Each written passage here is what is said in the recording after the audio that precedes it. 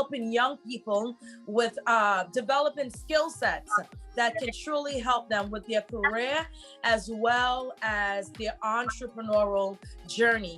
And the last conference that we had planned got a beautiful facility here in Brooklyn, but could have no one to take it upon themselves to actually be part of the conversation. And I think it was because of the fact that the subject we were going to touch on was a very controversial subject at the time. But I'm thankful definitely that Karmisha could launch I'm Speaking.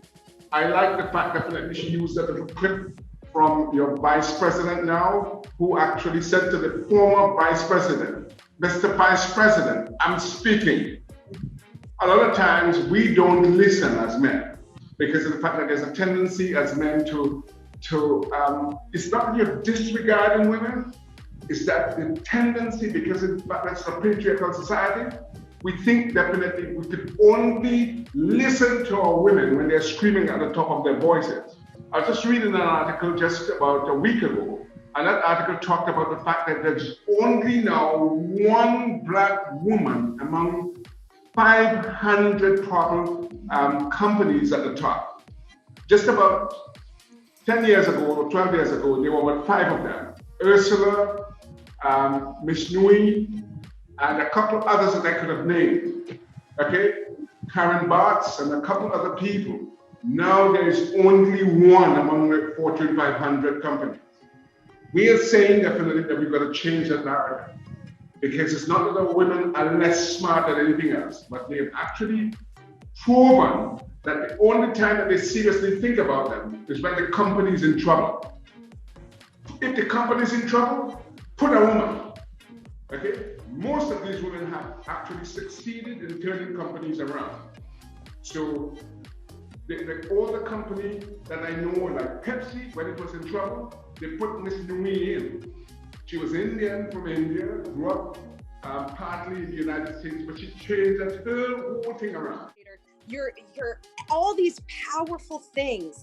And when it comes to success, you're going to define that for yourself in terms of what fulfills you. I think one of the things we learned through COVID, and I know I learned personally because I had a very severe personal loss, is that we need to practice self-care and we need to get in tune with what makes us happy. No one can define that but you. I will quote the amazing, regardless of your political view, Michelle Obama. She said, there is no limit to what we as women can achieve. And I think we need to remember that and embrace that. You know, I think when it comes to success and happiness, it's like a work in progress.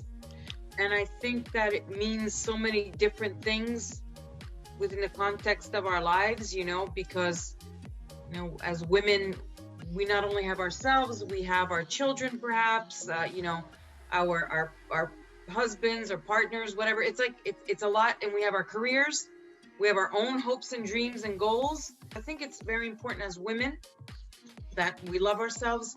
We're not too hard on ourselves, and that we just make measurable goals. And that we learn how to appreciate even small things.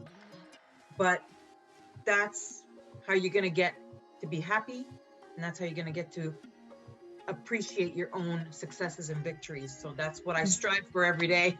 So success for me, it starts off with understanding my purpose. Right. Understanding who I am, because I cannot give what I don't have. Understanding who I am, also, am I a healed person? Because as women, we go through issues, and some issues and situations, they are meant to break us. They are meant to shatter our souls. How do I make sure that I am on that constant, never-ending renewing of myself, and believing in myself, not actually succumbing to the pressure that is outside in terms of this one is doing so and so, therefore I need to do that. I must be purpose driven. That's how I've lived my life. Knowing what have I been called to do? Why am I here on earth? And what am I supposed to do? Honestly, herself, she was terrified she would fail the exam. And there's studies that say the reason women aren't as there aren't as many women in the financial services industry, and there's still a staggering low number statistically of women who are financial advisors because they're afraid of the test. When really we are known to be excellent test takers. So the reason I say that is I want to tell you, stop with the limiting beliefs. Let go of that inner critic that's telling you can't do it, because you're your worst enemy, but you can be your biggest fan. You know, it's about believing in yourself. And the question that I've always had to myself is, why is that women have been excluded for a long time, or are being excluded, or it's a structural exclusion for women? What is it about women? So I've got this intriguing forensic question about women. Why did it take so long for a woman to be allowed to vote? Why did it take so long for a woman to be allowed to just drive a car? Why is it taking so long for women to feel half of the table at the boardroom, in the boardroom? What is the problem? And I'm coming to an answer which says, because we are so powerful. Yes, I do. I still think that